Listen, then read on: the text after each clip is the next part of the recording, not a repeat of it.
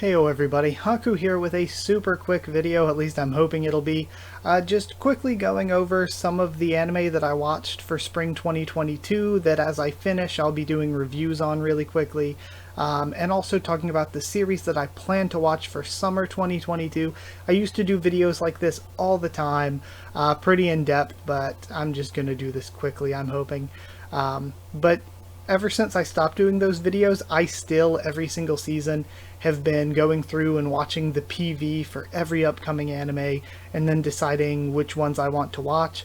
I haven't really had the time to be actually watching a lot of them up until this year. This year I made it a point, I was like, I'm gonna start watching anime again because I haven't since like 2018, like 2016 through 2018 I watched so much anime, and then like 2019 through 2021 I watched like Fire Force, maybe something else. That's really just about it. I watched like nothing for like years just because with YouTube and everything else I just never had time. But this year I was like, I'm gonna actually watch stuff again. I'm most of the way through most of these, so as soon as I finish them I'll be doing reviews. So let's run through what I watched in spring really quick and what my general thoughts are on them. So, Shokei Shoujo no Virgin Road, I think, from what I've seen so far, is really good.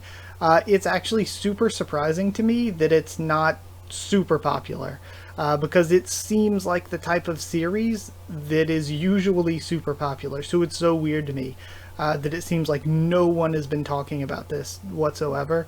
Aharen-san, I've seen a lot of people actually not really liking, but I love it. I think at first it seems like it's going to be a bit slow, a bit dull, but some of the comedy bits are just so funny and so creative that I love it. I actually think the comedy in Aharen-san is just so good. Shadow vs. Flame, ever since watching like Yu-Gi-Oh! Or something as a kid, I had never really watched card game anime, and I was like, you know what, I want to try a card game anime, I want to try something. It's meh. It's okay. I suppose if you really like card game anime, like you'd probably really like it. But for me as a newcomer coming in who actually doesn't really know anything about Shadowverse, it's not the best. It's just whatever. You know, there's this one kind of like, you know, the feminine boy main character that I was like, ooh, I want to see some more. I want more of him. He looks super cute, and we really didn't see very much of him.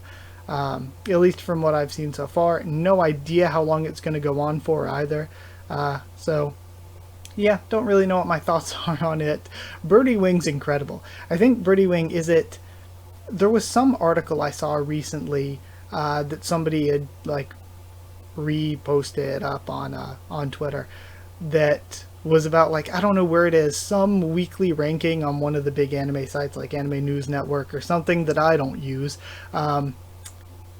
Like Birdie Wing was consistently ranked like at or near the top for the season, and I was like, yes, it is one of the best. Birdie Wing is like unironically just so good. It's so wild. It's golf, but it's like crime, like gang drama. It's so good. I love Birdie Wing. It's one of my favorites of the season. Just unironically one of my favorites. Tomodachi Game, I don't know if it falls off or anything, but from what I've seen so far, I've really liked it. I think it's one of the ones I'm the furthest behind on though, but like at 4 or 5 episodes in, I really like it so far. RPG Fudosan is really good. Unexpectedly, a possibility for best romance of the season, where I love like all the tweets about it I ever saw, all the comments on it I ever saw were all about how much, what are their names? Rufuria, and I don't remember the other off the top of my name. It's hard to remember character names anymore because just watching and reading so many things. But like two of the main characters and how everybody is shipping them so hard and is so invested in their like background Yuri romance, not really romance. I'm just so invested in it too. I love it. The accidental romance of the season. Daimon is incredibly good.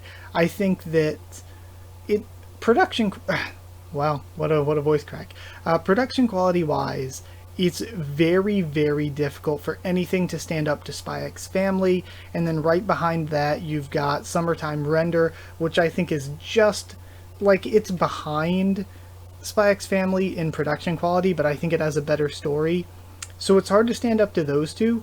But then when I'm looking at what I enjoyed the most and what I thought was the best story, other than Summertime Rendering, and Spy X Family is still really good, other than those two, which are like the big, like, sort of higher budget looking ones, higher investment looking ones, other than those, Birdie Wing and Daimon are to me like anime of the season. They're both so, so good.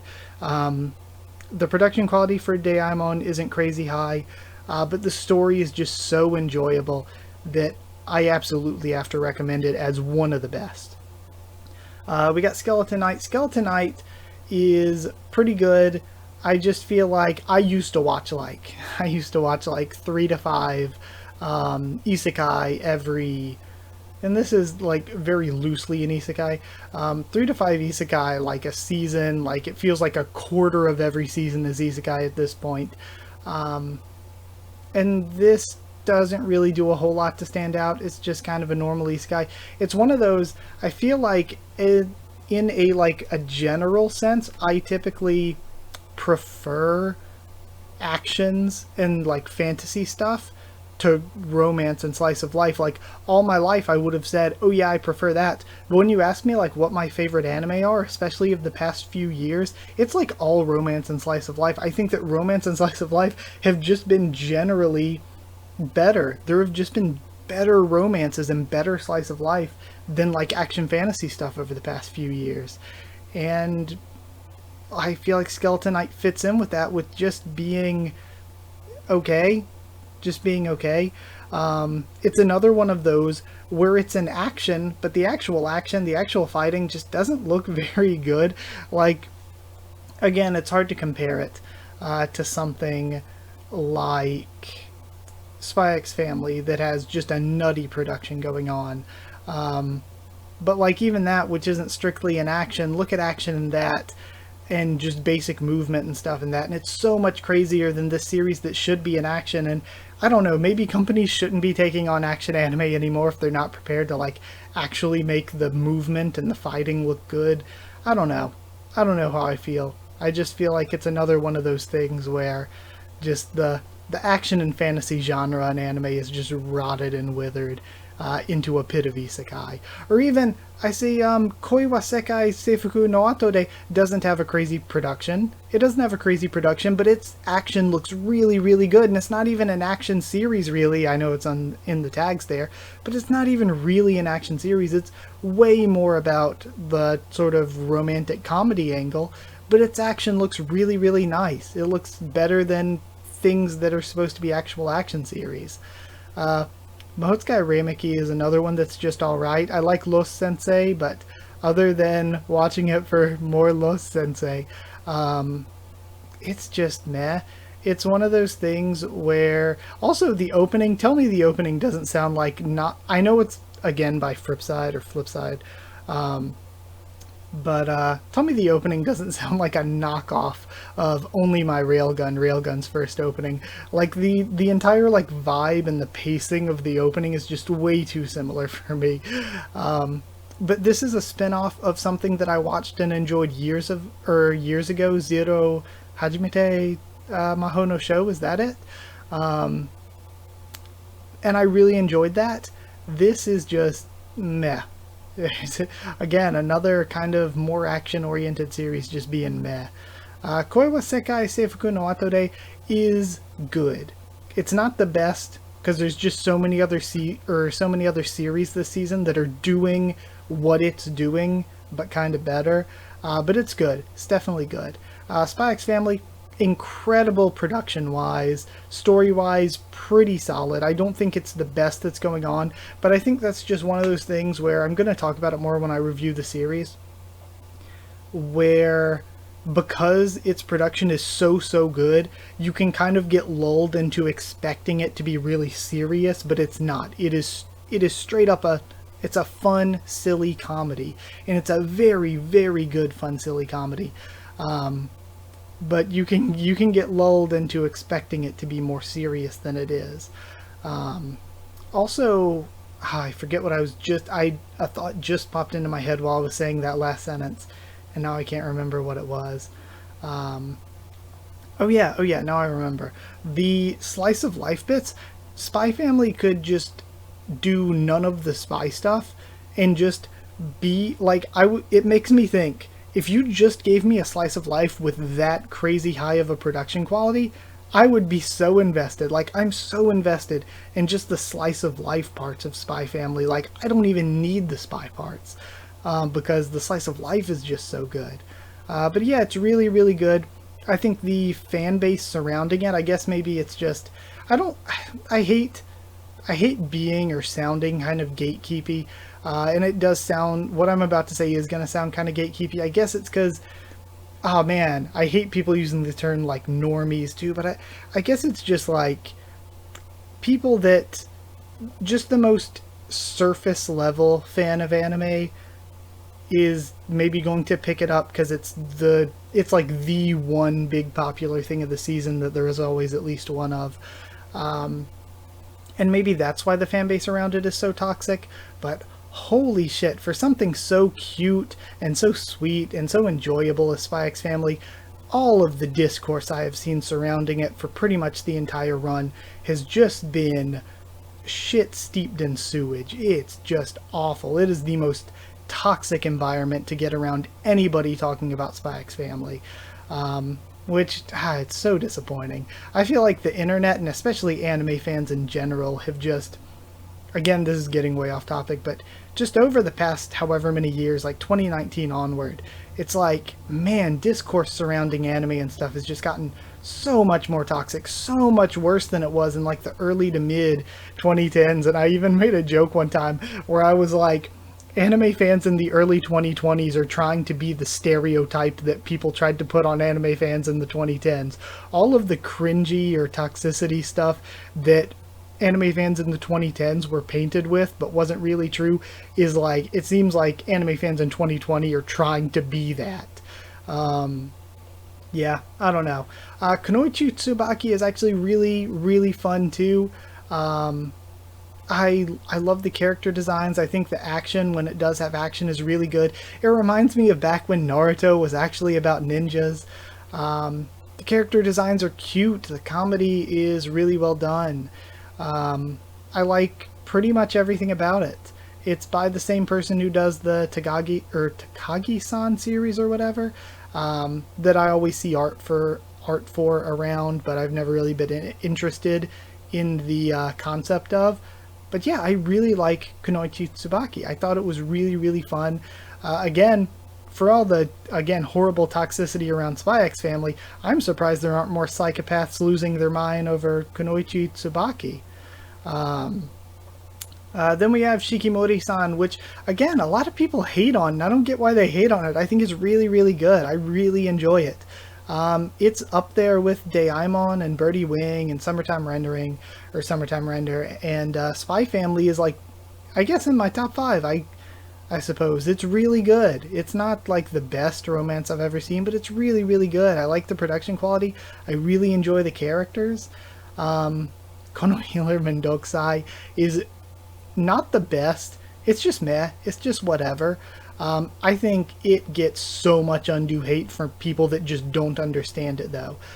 For people that don't understand what is it, Manzai comedy. Because every episode of Kono Healer Mendokusai is just a Manzai act. It's just the two of them going back and forth, and they'll have like a special guest or whatever. But it really just is a Manzai skit. That is all Kono Healer Mendokusai is.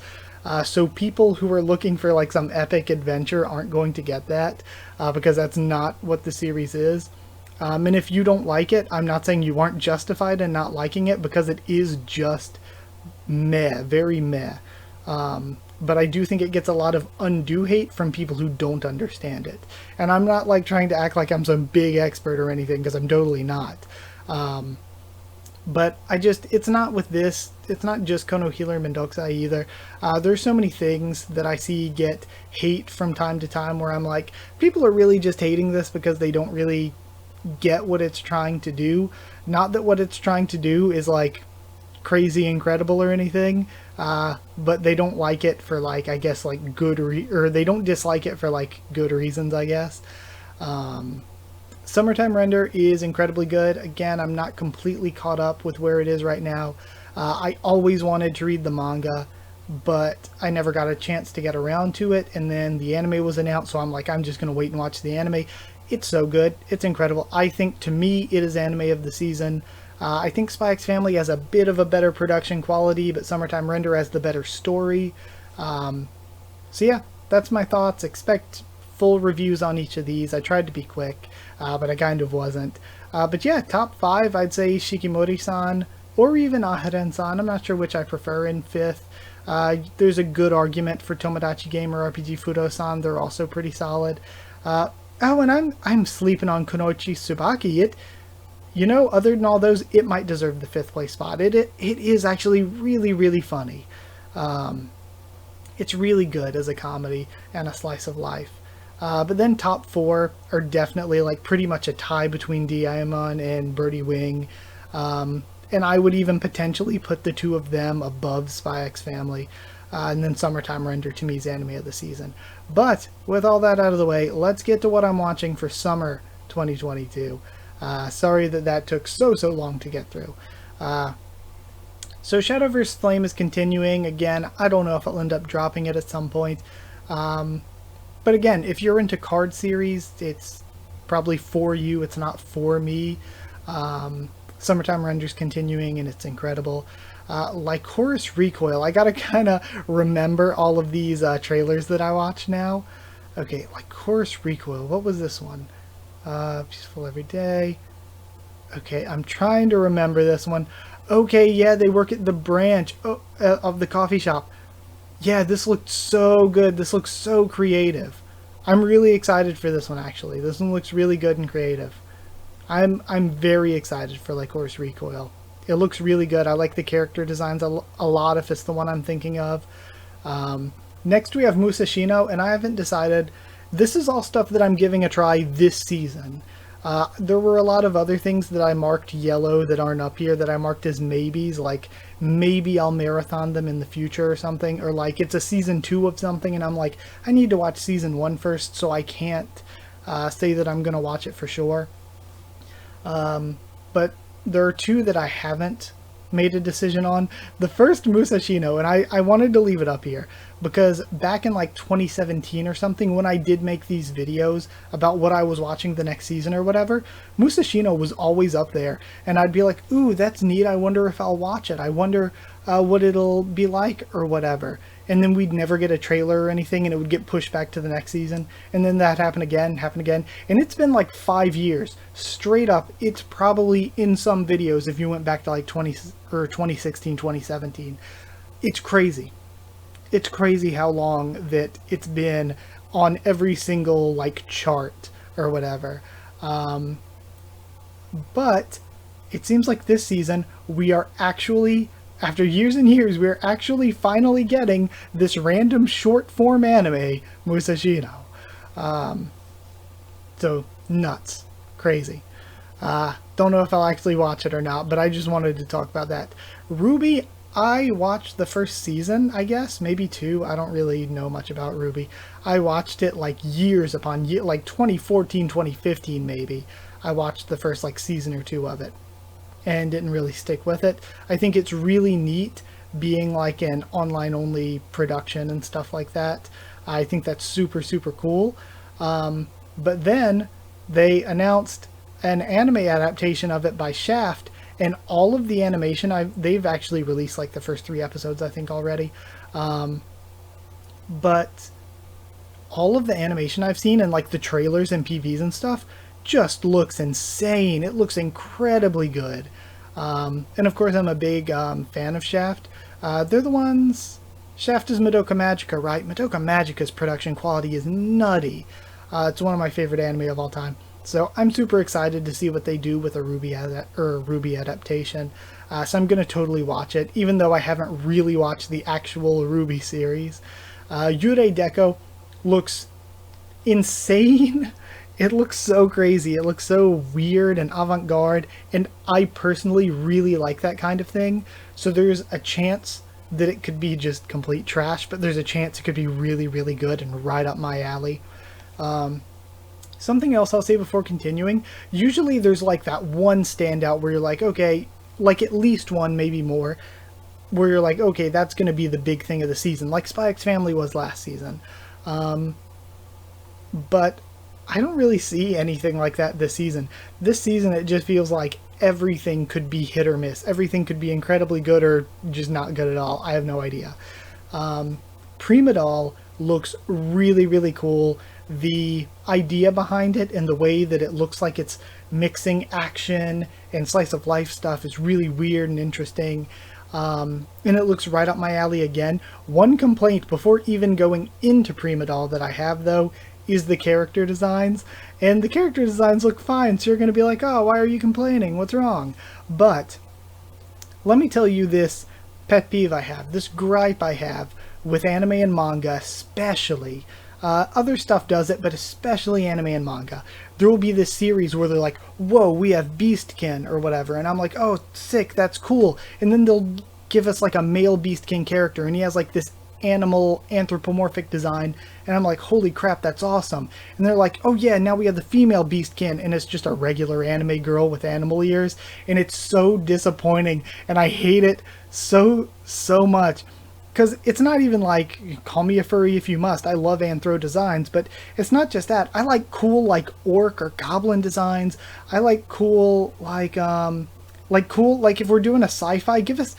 I hate when we have a space sci-fi series and all we have are regular-ass humans. Give me some cool alien species, like, or alien races, whatever you want to call them. Like, I want that. I want cool off-the-wall character designs.